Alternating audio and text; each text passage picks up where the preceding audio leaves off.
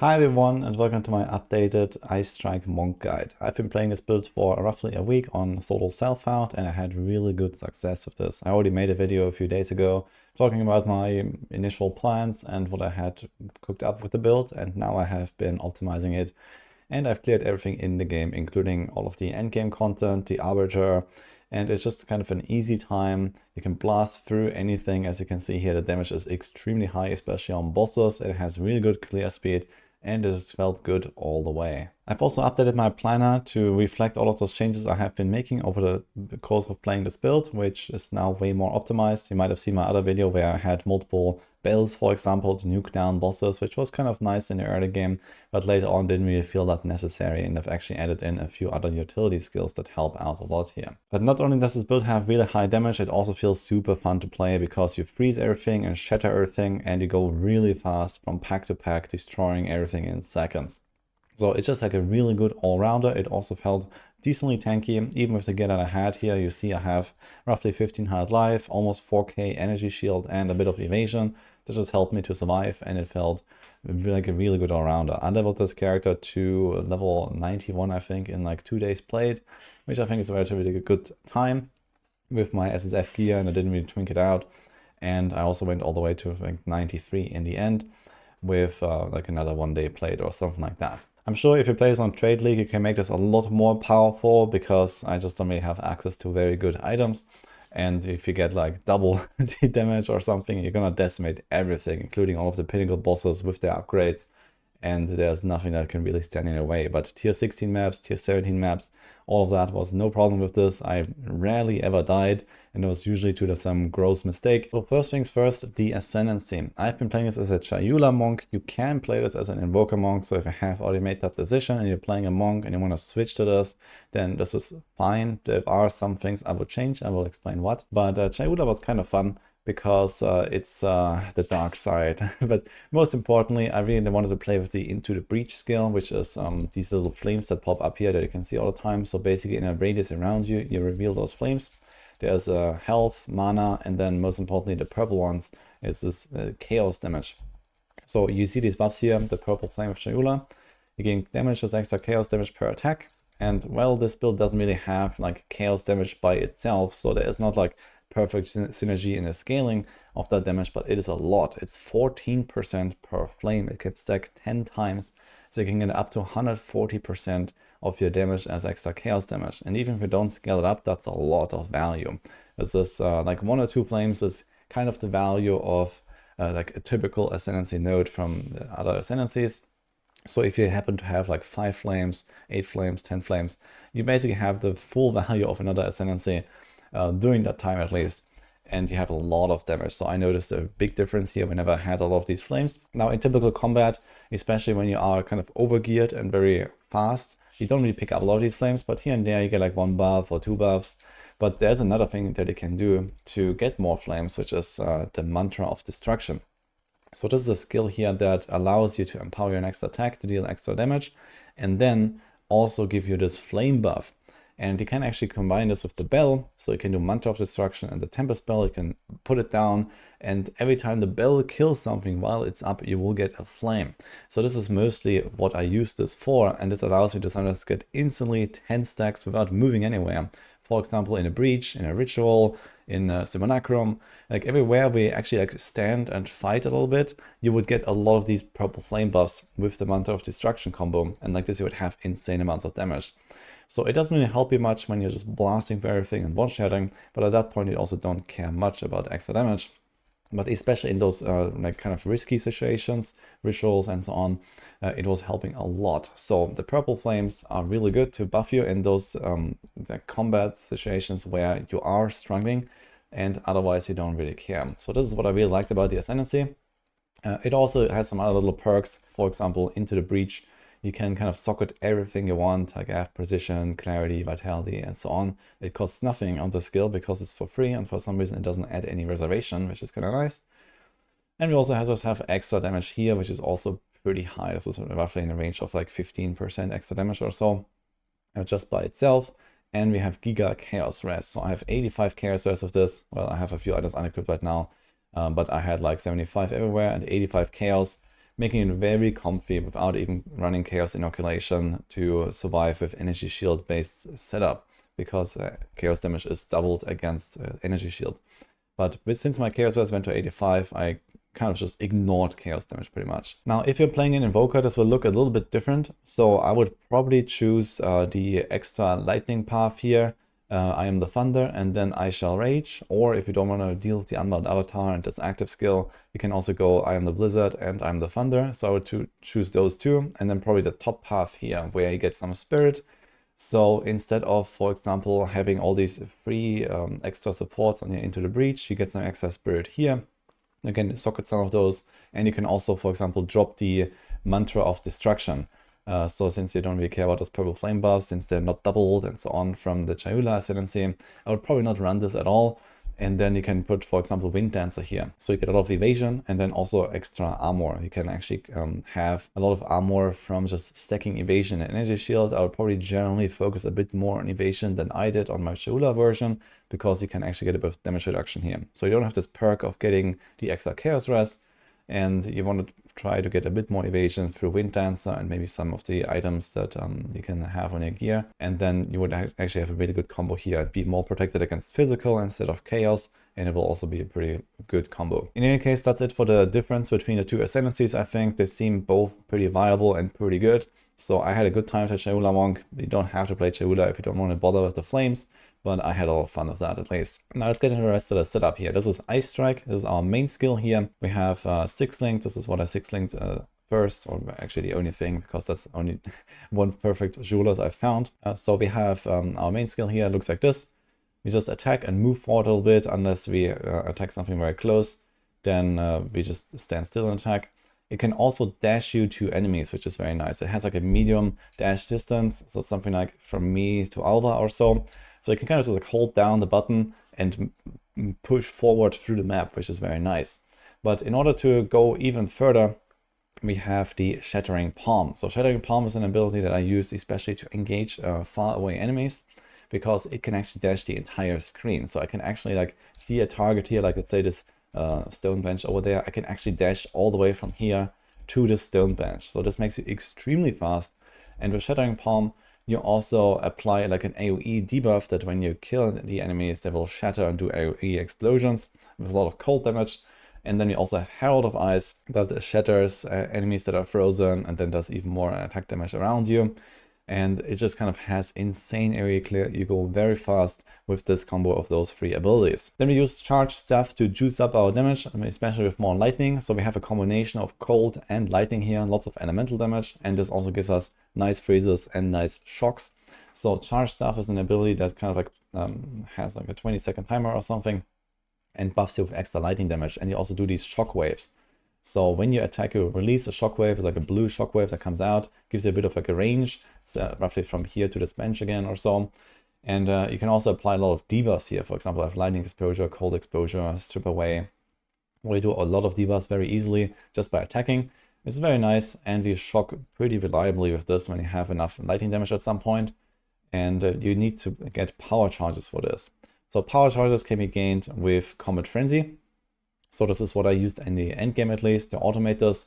So you get frenzy charges from this when you freeze an enemy, which is what we do all the time.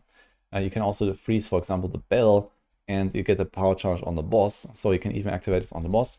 And then we use the Resonance Keystone here. So you get power instead of frenzy.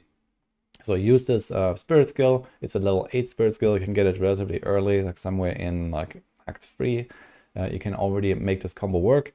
Before that, I was just using Killing Palm, which is like the level 1 skill for quarterstaffs, and just like manually culling enemies and getting the power charges that way. But very soon after that, you get Resonance and you can actually automate this, and it's very chill. Then we have the Herald of Thunder. Since we have a lot of lightning damage and shock enemies, we also get this here. I have this linked to a few like extra like damage things. And then we have the Bell. So the Bell is, first of all, this combo that I described with the Mantra of Destruction. Very powerful when you have, rituals and these kind of things.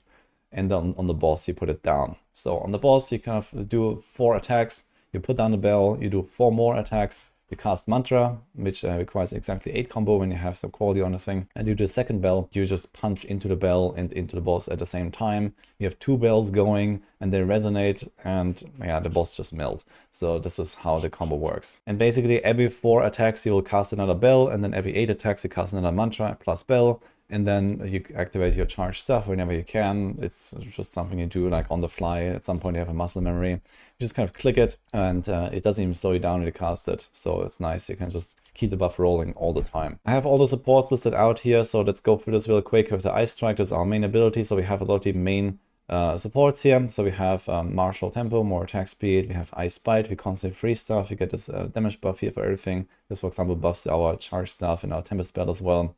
Primal Armament, Inspiration. This is optional. I'm actually not running Inspiration myself, so I have another damage link here.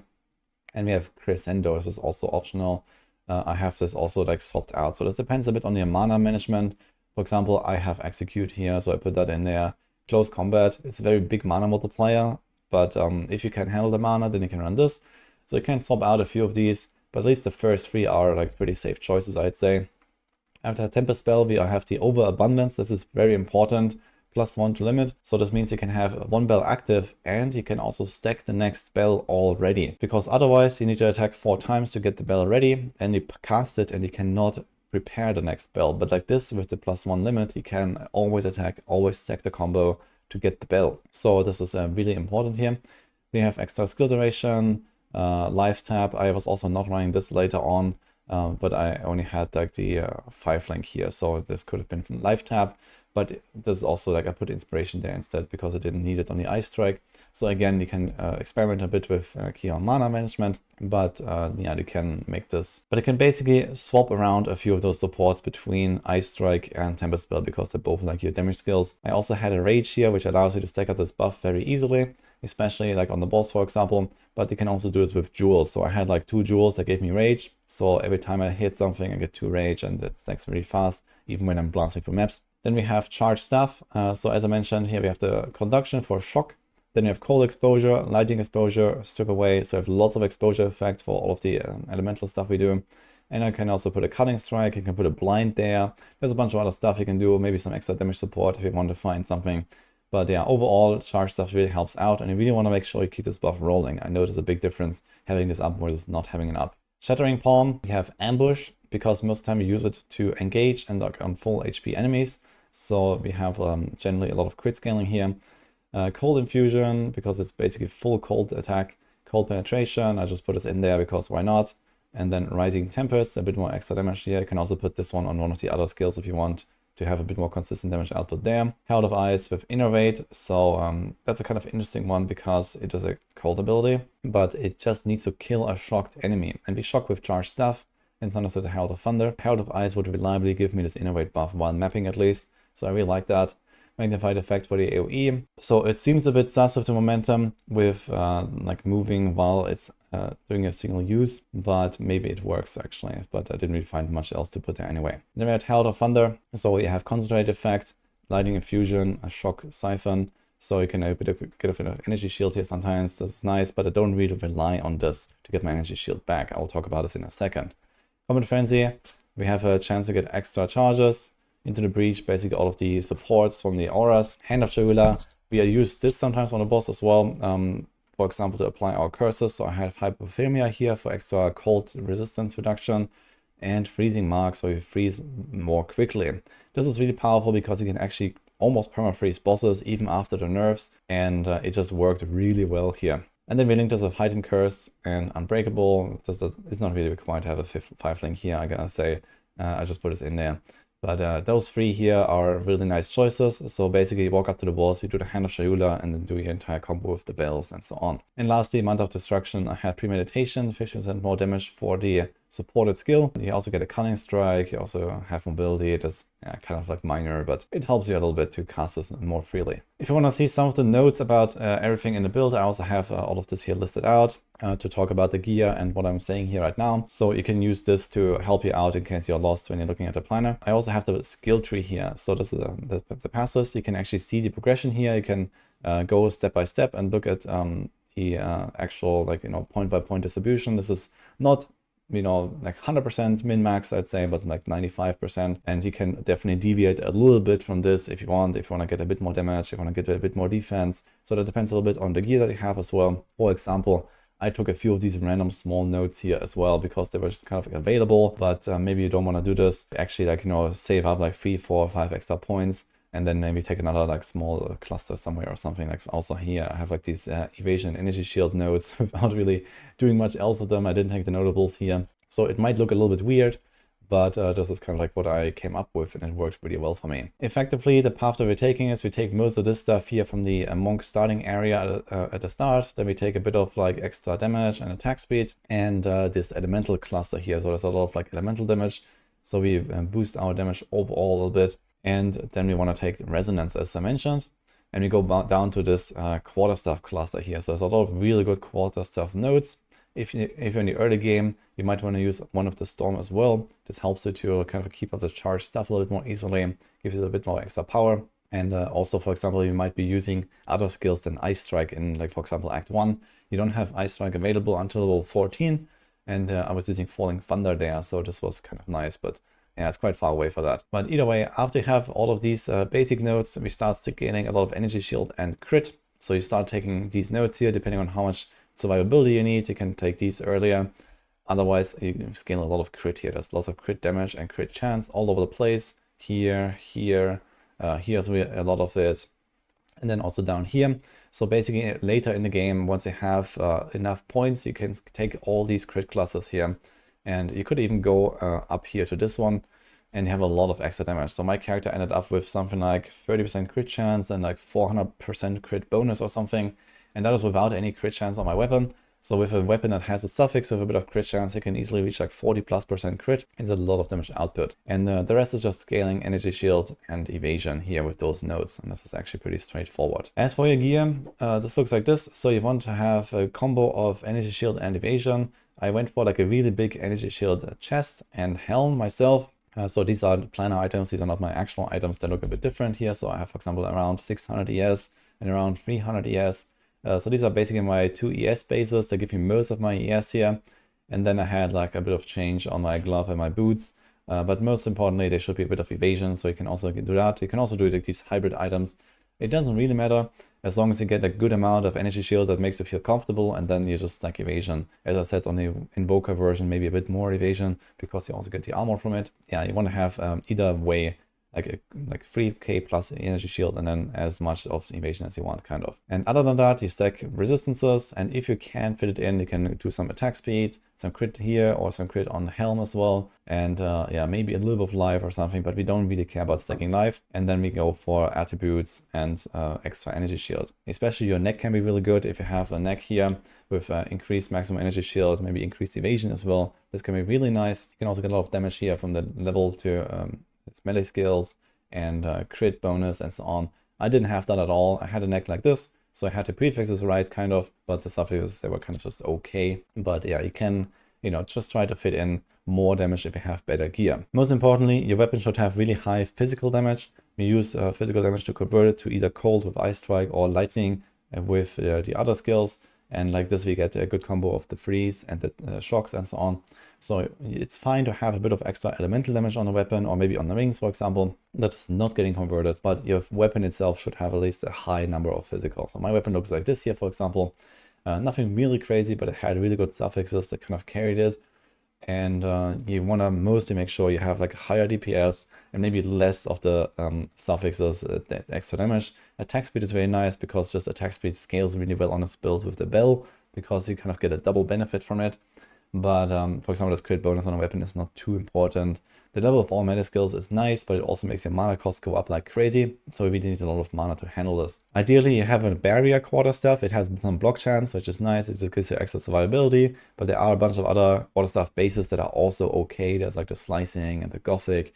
And I have this one here, for example, which just has nothing. There's also a long quarterstaff that has range. So any of those kind of works. They all have kind of similar damage output with a bit of extra perks. And as long as you get any of them with like a good damage number, you're kind of fine. Lastly, the Venoms I chose in Act 3, I took the stun threshold. In Act 6, I took the Chaos Res with the Chaos Res Venom. And then like 1 or 2 items, I was kind of decked out of Chaos Res thanks to the Ascendancy. doubling my chaos res. So basically I needed to hit 43%, and then I would get doubled to 85, which was the cap here of the +10. So it was very easy and comfy to stack chaos res, at least on SSF. That's always a problem, and this just made it super nice and smooth. For jewels, I would recommend to get 1 or 2 rage jewels, so something like this here. And then maybe a few other better notes here, but I had elemental damage and rage on this one, which is kind of okay, but there can be other better stats on this. And otherwise, you can also go for sapphires that have cold pen or something. I don't really have like any extra penetration here, but we do have exposure anyway, so it's not so important. But if you go for sapphires, you can have something like this here. And on emeralds, there's also a lot of stuff like attack damage and so on. So I'm not sure if I have an emerald, but yeah, you can do crit, quarterstaff damage, attack speed, these kind of things. There's a lot of really useful stats. You can kind of just try to find a combination of these. And for your anointment on the neck, I just took something with attack speed. So viciousness is a very good budget option. So this is something that I made work at least on SSF. This is over here. Basically, you can look around for anything with attack speed. I would also recommend something like acceleration, which is very nice, gives you a bit of movement speed too, but this is more costly. This needs a purple one. And yeah, there's like other attack speed things all over the place. So you can just kind of look around and see what you have available and what you can afford. But attack speed is kind of the name of the game here. Now, a few more notes on like how to level the setup here. A lot of people don't like the early game with the monk, playing with the quarterstaffs. It seems relatively weak and slow. I didn't really have too much issue with it. But you have to get to level 14 to get Ice Strike. It's level 14 skill. So you have to basically complete entire Act 1. And some people do this with a bow. So you can just kind of try to make a monk and pick up a bow or buy a bow from the vendor or something like that. And then you can play with Lightning Arrow and Lightning Rod, for example. This is kind of just gets you through Act 1 really easily if you play with those two things. You can stack decks, which you kind of want to do later anyway with the quarterstaffs to some degree. So you already have most of the same stats. And you're kind of blasting through Act 1 with those two skills mainly. If you want to play quarterstaff, as I mentioned, I went Killing Palm and Falling Thunder until I had Ice Strike. So you try to like execute enemies, get the power charges, and then you have like a big screen clear of this. Really fun. But I also used a lot of auto attack. So that's what I did. Glacial Cascade on some of the boss fights where I had to stay away. And this helps you out a little bit to do damage from range. So this is what I did for like Act 1 until I got Ice Strike. And once I had Ice Strike, I was kind of chilling because Ice Strike and the bell, and then you just go up to the bosses, you do the bell and blast into them. And then later you get the charged stuff here. So this is a level 9 skill. That's going to be somewhere in like Act 3. You get charged stuff. And as I mentioned at the start, I used Killing Palm here to get those power charges to fuel the charged stuff. But as soon as you get a level 8 Spirit Gem, you can get the Combat Frenzy here. So this is a skill down here. And this is how I automated the charge stuff, or like at least the charge generation for charge stuff. You still have to press the button. In the campaign, I was not really worrying about the energy shield and evasion stacking. I just kind of went with whatever items I had. But if I already find a lot of energy shield stuff, you can pick up some of those notes here early on. But this is not something I'm really worried about after the campaign when someone's in maps.